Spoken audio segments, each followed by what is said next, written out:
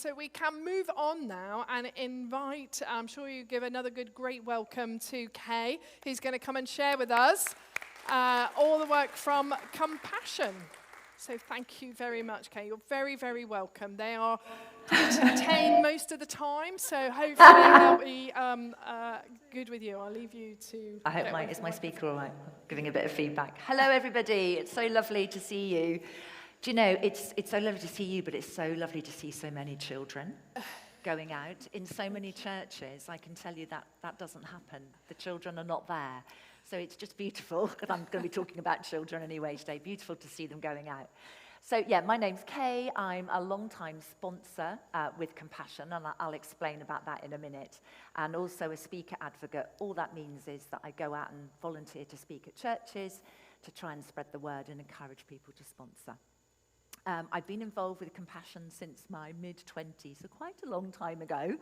A bit like some of you who've become sponsors, I was inspired by a talk at my church.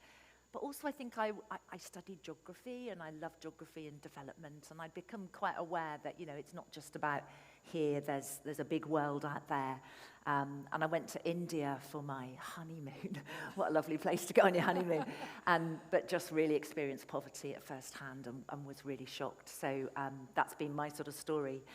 And when we look at poverty, both here in this country but also globally, we can get overwhelmed, can't we? It just seems so big and so complicated. Where do we start? And the talk that I heard about Compassion that first time, the strapline was similar to the one on the banner. It was releasing children from poverty in Jesus' name, one child at a time. And that one child at a time just made me think, well, yeah, this is manageable. This could be personal. And I've gone on to sponsor 3 boys. My current one is in Tanzania.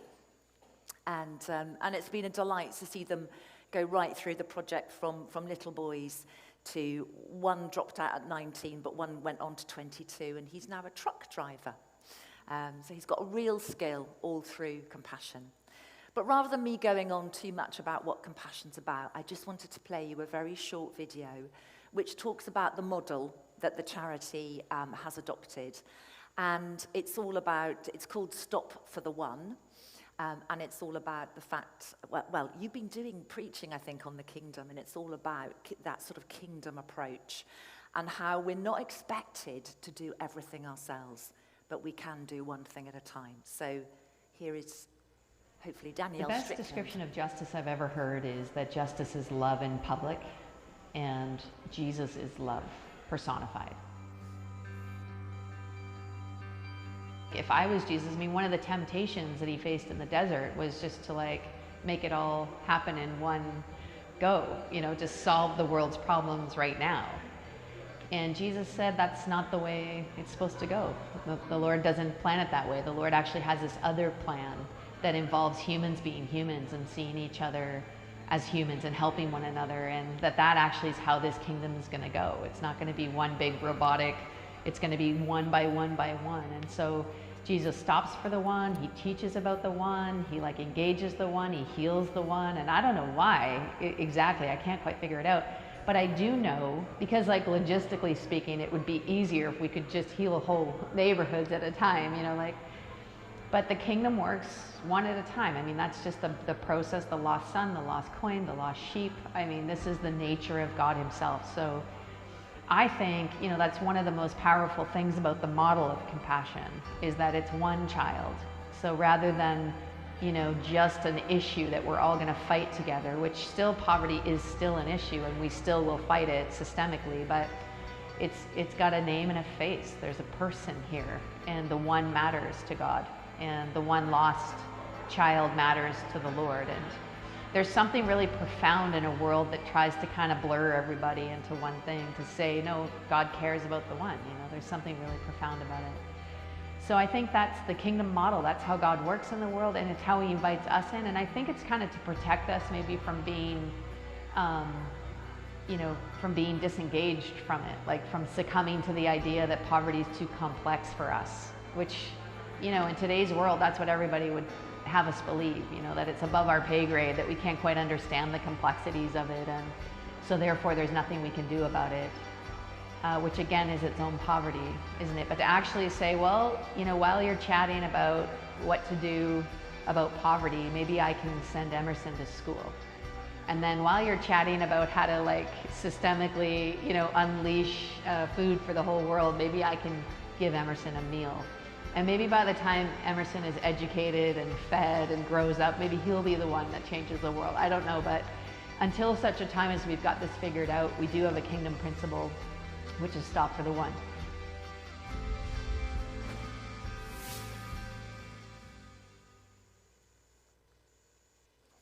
Great. That's. I think that just sort of summarizes it really nicely. That's the sort of philosophy of compassion.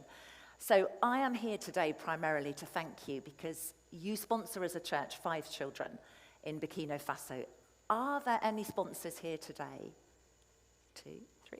Lovely, great. Okay, so if you want to talk about what it's like to be a sponsor, those are the guys to chat to. But yeah, no, my main reason is to really thank you for your support, both from me, from the charity, but also from the children, the families. Because through child sponsorship, we really can be Jesus's hands and feet on earth. And these are the 5 children that are sponsored. They always look a bit miserable in their photos, it has to be said. When I first looked at mine, it was like rabbit in the headlights. But it's because they're not used to having photographs taken. So they take it very seriously and look very serious, but they do smile. So yeah, just a few sort of facts about Burkino Faso in numbers. These are quite shocking numbers. So only 20% of the population have access to basic sanitation. A horrific 39% of children aged 5 to 17 who should be in school are engaged in child labor. And child mortality is 28.1 per thousand, which is pretty high. So it is a country that is greatly in need, and these are the sort of countries where compassion works. And I don't know if you can see those photographs clearly, but you know, you have the guys that we don't just educate them in the projects, both spiritually and formally academically, but they do leisure activities, they do football, they have fun, they have time to be children. And there they are, all sitting so respectfully and well behaved in their classroom. Amazing. You might not see that in the UK, might you? And even down to the uniform and the resources that they use. Sponsors' money all goes towards that. So they are completely provided for. And this is, the guys at the charity put this special slide in because one of the projects that the local church is supporting is the planting of mango trees. And this is really encouraging the kids to be responsible for something. So they're each given their own tree, and they are made responsible for feeding and watering it. And you can imagine it's a hot, dry country. There's a lot of watering needed. But it does build in them a sense of responsibility and just pride in doing something for themselves, and hopefully a few mangoes at the end of the season. In terms of the sort of, if we really nail down the impact of this church, we try to put that in numbers when we go out and speak to churches, so you can really see where the money goes. Sponsors pay £32 a month to support one child. And this church, that has led to nearly 10,000 nutritious meals. So that means usually the midday meal when they go to the project for their school and their leisure and etc., so we know they get at least one good meal a day. Sorry, that was the 10,000 was the number of hours. That's the nearly 3,000 meals. They also get medical checkups. And what I didn't realize until I went through my training is that it's not just the kids who are sponsored that get the medical checkups. It's often all of their family. So a doctor or a nurse comes, and anyone who's available on that day, they're not just looking at a particular child. They all get a medical checkup. I think I've gone off. Don't know what's happened. I think the sound's gone. Can you still hear me? Yeah, okay, great. We also give out Bibles to children in the projects, but they are not required to be Christians to be part of the project. We are faith-based, not faith-biased. We'd love them to come to know Jesus, and we do that by the sharing of Bibles, but the children can come whatever their faith or none. The other part about child sponsorship is it is a very personal relationship. You don't just pay out your money and say, oh, that's great, 5, 10 years down the line, I've done my bit. You are encouraged to write letters to children. And this is the number of letters that have been written by this church. We can always do better with letters. And I know myself, I find it really hard to know what on earth to write, for instance, to a 6-year-old, because I remember my boys being 6, but they're 23 and 27 now. What do you say to a 6-year-old, particularly in a very different country? There is lots of advice online. There's now an app, so you can even write your letter on your phone. So if you are a sponsor and you find it hard to write, what I say is, a bit like food, little and often, just write a paragraph a month. You don't have to write a long epistle. Just send encouraging words, tell them that you love them. The letters are so precious. They are read out in the round with the children, so it's lovely that they get them. So I'd just like to share a word with you today, which fits in with the whole sort of sponsorship thing, but giving as well. And I can see that you are a really generous church. So I do feel as though I'm preaching to the converted, but I'm going to have a go anyway. So just to say that, as with your money to Jamaica, child sponsorship money goes such a long way. But giving isn't just a financial thing, it is a spiritual thing too. And there's a mysterious spiritual multiplier effect to giving. And I think one of the best examples of this is the well-known story of Jesus feeding the 5,000. So John, if you would like to come up and just read a few verses from Mark 6, if you want to turn yourself, Mark 6:34 to 42.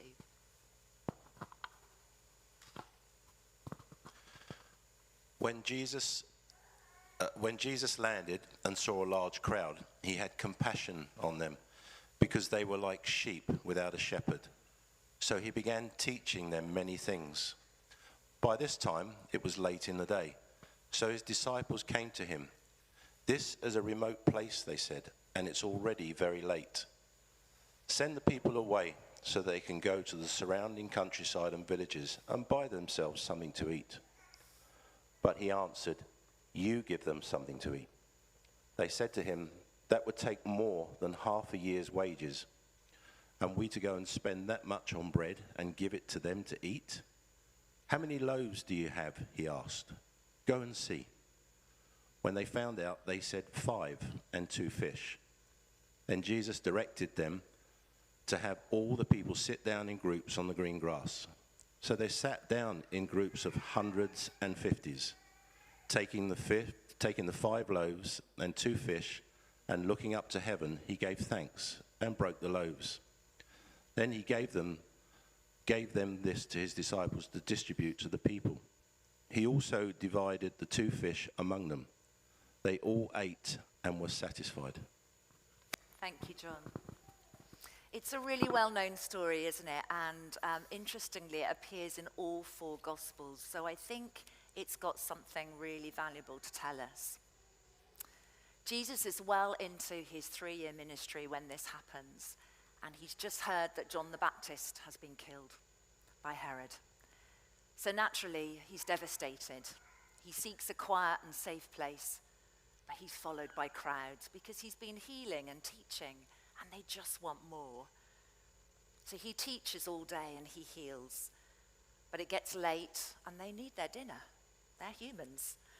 And the disciples' attitude is, well, just send them home. They can just go home and get food there. But Jesus says, no, you feed them. Disciples' response is maybe what our response would be. What? We'd have to work for months to earn enough money to buy food for all these people. Do they not remember the wedding at Cana? Jesus' first miracle where he turned water into wine? I guess not. Their memories are short. But despite everything, Jesus has compassion. And compassion, the name of our charity as well, means being moved in the deepest part of our being. It's not just a head thing, it's a heart thing. And I wonder when was the last time that happened to you? And what was the trigger? When were you last moved to have compassion? It sounds like the Jamaica thing was one of those. But it was left to a young boy with just a small packed lunch, and his age and size didn't hold him back. He came forward. And it's interesting in this story that Jesus chose to use physical resources, so real food and real people. And specifically, he chose to use his own disciples to distribute that food once he had miraculously multiplied it. And there were so many leftovers, weren't there? 12 baskets left over. So the disciples were allowed themselves to experience at first hand how God loves to bless us and how he can multiply whatever we can offer, whatever we choose to surrender to him. That's the wonder of kingdom economics. And this is how God works, isn't it? He delights to give us good things. And when he gives generously. So when we're facing a challenge, it's really easy, isn't it, to focus on the size of the problem and what our resources might be at this moment in time, rather than necessarily trusting that God is in control. Because when faced with an impossible situation, it's not really about us. It's all about God. But it's countercultural, isn't it? We're encouraged in modern Britain to be independent and self-reliant. But where does that allow God to fit into our lives? How big is our view of what he can do with us, our giving, but also our skills and our talents, and most of all our time, that precious resource? Because when we have compassion for others, I think two things happen. First of all, our priorities change from us to others. And then we can start to imagine new possibilities in an effort to change how things are. And that's when God can step in. He can multiply our resources into something a lot bigger, even something miraculous. And we all know that the problem of global poverty is huge. 333 million people. If we put that down into individual statistics in terms of children, it's estimated by UNICEF that 1 in 3 children are malnourished globally, and 20 million children don't have access to basic vaccinations. And this is the bit where we can feel, this is just too much, I'm overwhelmed. But Jesus doesn't ask to solve it all, thank goodness. He simply asks us to bring what we have. And a little can become a lot in his hands. He says in Ephesians 3:20, "Now to him who by the power at work within us is able to accomplish abundantly far more than all we can ask or imagine, to him be the glory." Now, Compassion's response to this is the child sponsorship program, but we also offer critical interventions. So during COVID, the charity tried to raise money from existing sponsors and more widely to get food into isolated areas. And also we provide targeted help, so help for mums and babies to help them really understand how best to look after their children. And currently, through Compassion, 2.3 million children are sponsored globally in 8,900 projects and over 29 countries. And we work in Africa, like Burkino Faso, Latin America, South America, and Indonesia. Where Jesus leads, we move. And in terms of the real impact on the ground, again, I just want to share a very short video with you about a couple who got to sponsor a child and actually meet her. And this is something you can do. If you are a sponsor, you can go and visit your child. The charity will help you to do that. But let's just see what their experience was.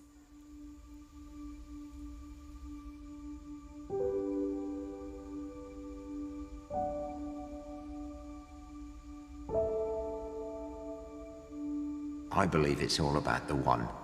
If we can make a difference in one person's life, then who knows what that can lead to.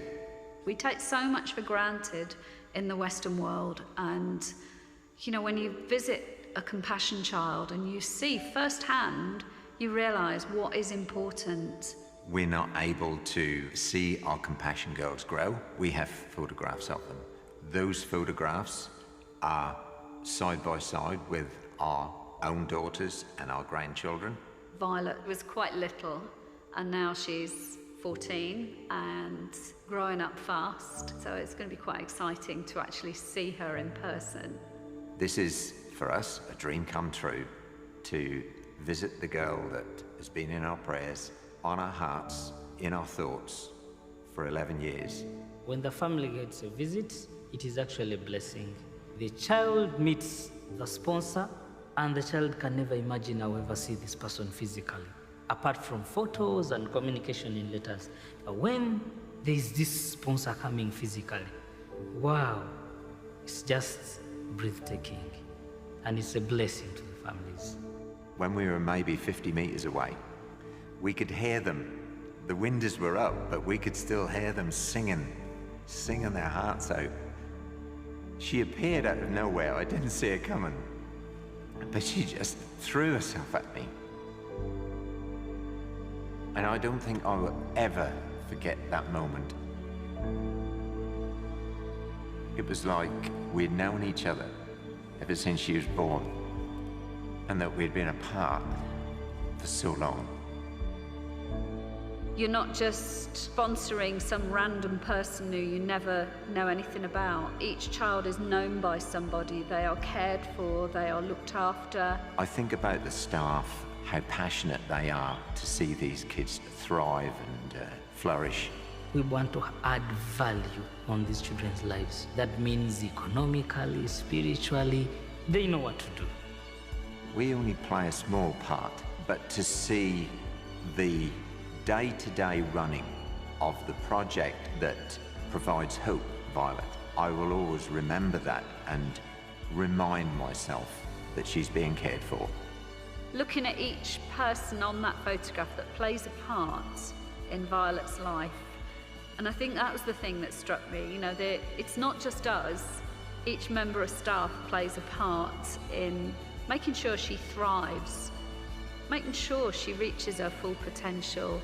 And that's what really struck me. It will really be treasured. I realise that I can't change the world, but I know Linda and I can make a difference in more children's lives. The only thing that I know for sure is that our lives are not going to be the same again.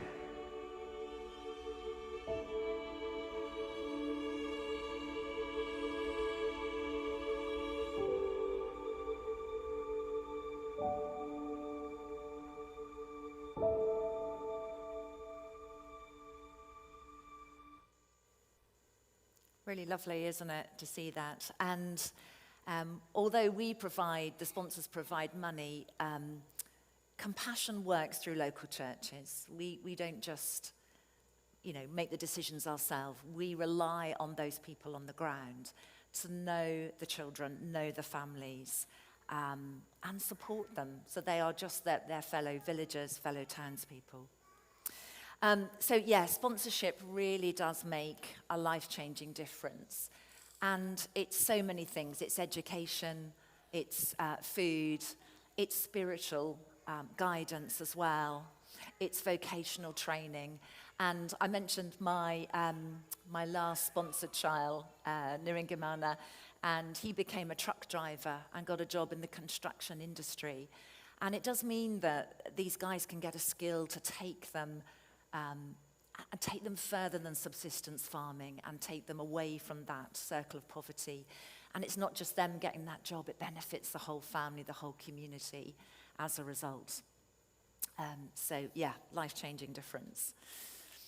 I'm just going to skip the next one. So just want to finish really, just to ask you, for you to consider, would you like to join us as a sponsor to release a child from poverty?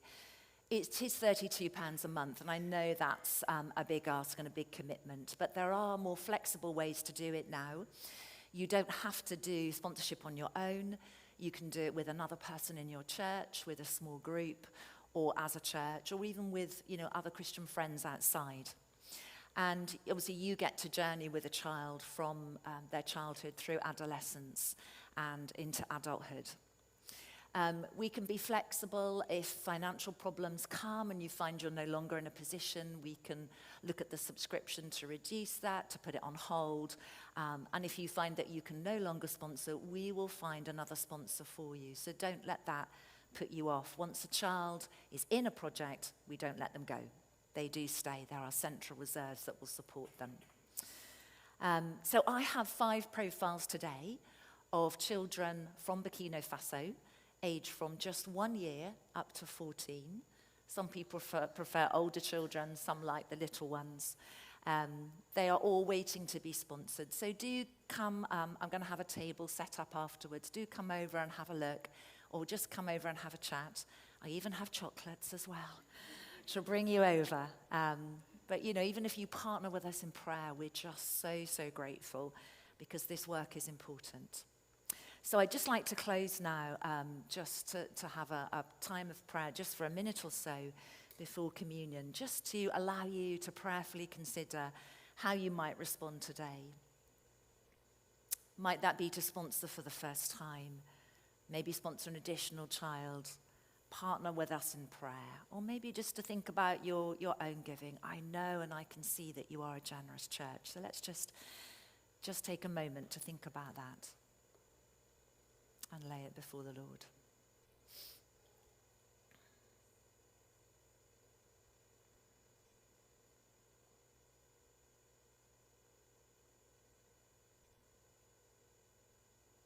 Father God, I want to thank you for this faithful and generous church, for all that they do for their community and for the larger global community.